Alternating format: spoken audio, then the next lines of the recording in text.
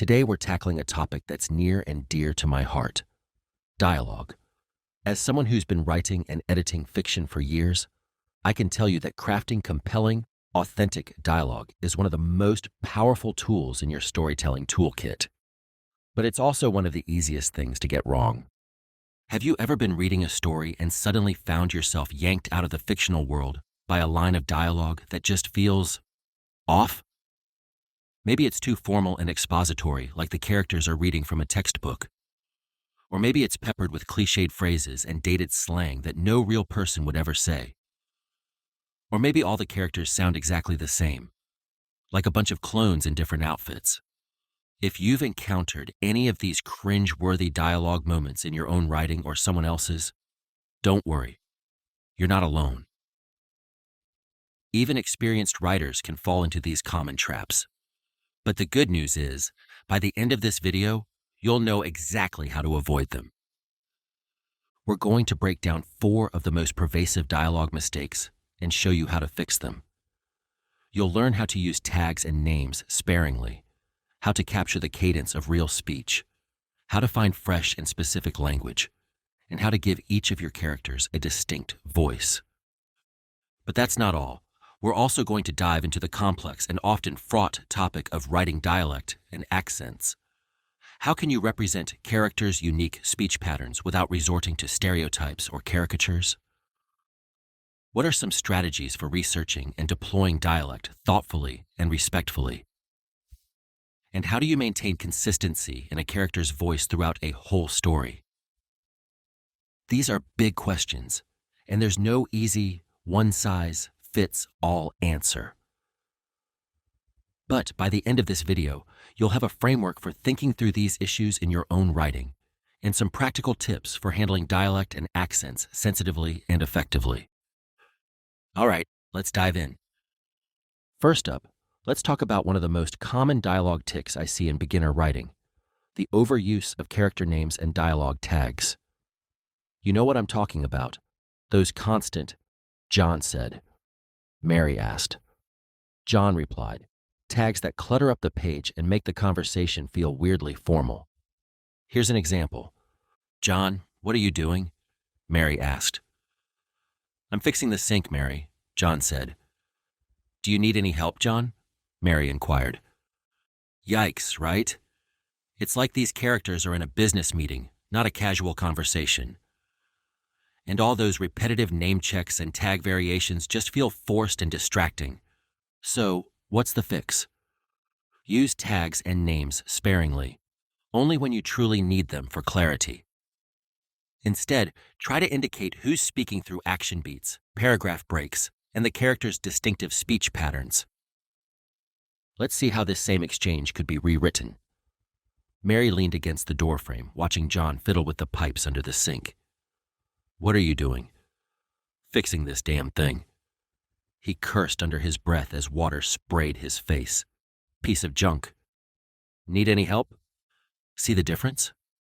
By stripping out the excess names and tags and grounding the conversation in physical action, the dialogue instantly feels more natural and engaging.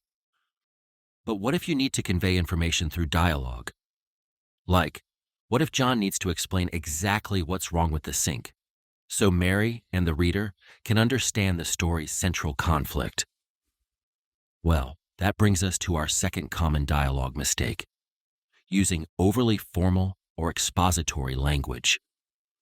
Too often, writers fall into the trap of having their characters speak in complete, grammatically perfect sentences that dump huge chunks of information all at once.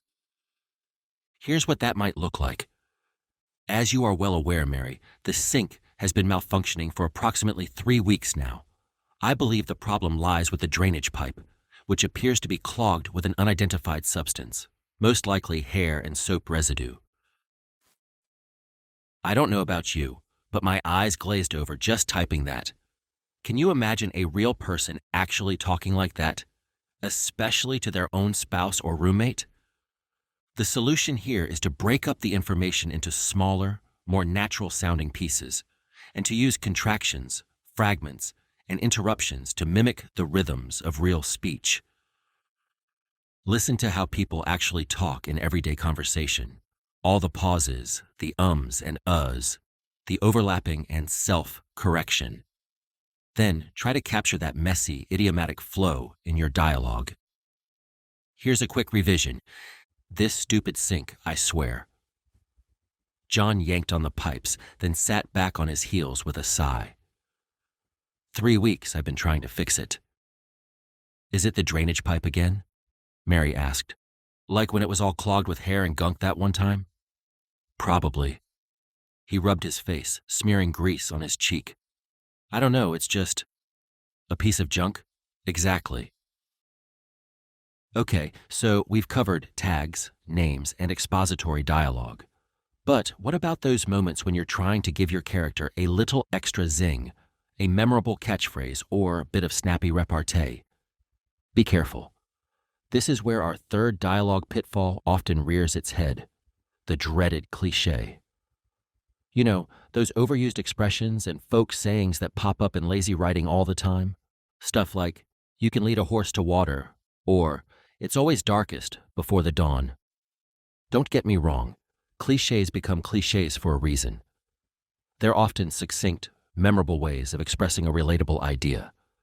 But in fiction, they can make your characters feel flat and generic, like they're just mouthpieces for threadbare thoughts instead of living, breathing people. So, how do you write snappy dialogue without falling back on clichés? The key is to dig deeper, to find language that's specific to your characters and their situation. Instead of reaching for a ready-made phrase, ask yourself, how would this particular person express this idea in this particular moment? What fresh metaphor or turn of phrase might they use? For example, instead of having John mutter something banal like, when it rains, it pours, you could give him a line that reflects his specific frustrations and personality, like, feels like everything in this dang house is falling apart, piece by piece. What's next? The toaster's gonna grow legs and run away. It's not the most dazzling line in the world, but it's more specific and characterful than a cliché. And that brings us to our final major dialogue issue, giving all your characters the same basic voice and speech patterns. This is an easy trap to fall into, especially if you're a beginner. After all, we all tend to write in our own voice, with our own vocabulary and rhythms. But in a story, you're not just writing as yourself. You're inhabiting a whole cast of distinct people, each with their own way of expressing themselves. One quick trick for differentiating your characters' voices is to jot down a few defining speech quirks or tics for each one. Maybe one character has a favorite catchphrase or a tendency to use big words incorrectly. Maybe another is always interrupting themselves or peppering their speech with a certain regional slang. The key is to be consistent with these quirks so they feel like organic parts of the character and not just random affectations. But what if you're writing characters from a very different background than your own? Characters who speak in a dialect or accent you're not personally familiar with? This is where things can get tricky, both in terms of authenticity and sensitivity. On one hand, using dialect and accent can be a powerful way to ground your story in a specific time, place, and culture. It can make your characters feel more real and rooted, and open up new dimensions of their identity and experience. So, how can you write dialect thoughtfully and respectfully? Here are a few key strategies. 1. Do your research. If you're writing about a dialect or accent you don't have first-hand experience with, don't just wing it based on what you've seen in movies or TV. Seek out primary sources like oral histories or linguistic studies. Talk to people who actually speak the dialect and listen closely to the music and cadence of their speech. 2. Use dialect selectively. You don't need to represent every single phonological feature or regional idiom to give a sense of a character's speech style. In fact, less is often more. Focus on a few key markers that evoke the flavor of the dialect without drowning the reader in unfamiliar language. 3. Avoid I-dialect spellings. This is when writers try to represent a character's non-standard speech by misspelling words in a way that looks ignorant or uneducated, like "I show is hongry" instead of "I sure am hungry." Not only is this kind of phonetic spelling often inaccurate to how the dialect actually sounds, but it can also come across as patronizing or offensive. 4. Be consistent. Once you've established a character's dialect or accent, it's important to maintain it consistently throughout the story. Having a character's speech style abruptly change or drop away can undermine their credibility and make the dialect feel more like a gimmick than an integral part of who they are. At the end of the day, writing good dialogue is about balance. It's about capturing the essence and music of real speech while still serving the needs of your story and your characters. You don't want your dialogue to be so realistic that it's boring or hard to follow. But you also don't want it to be so stylized that it feels fake and wooden. One great way to strike that balance is to read your dialogue out loud.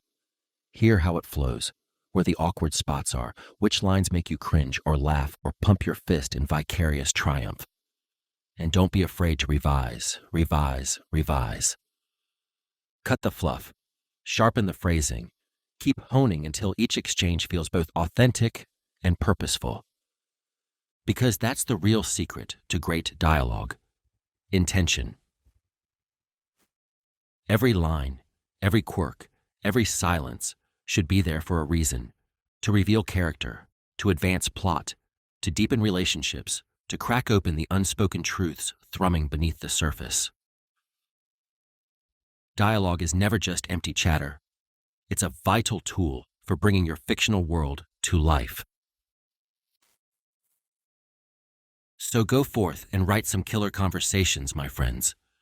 Embrace the messiness and music of real speech, and don't be afraid to let your characters' voices surprise you. And if you want to take your dialogue skills to the next level, be sure to check out the link in the description for my advanced course on crafting dynamic character voices. It's packed with even more tips, examples, and exercises to help you make your dialogue pop off the page. But for now, I want to hear from you.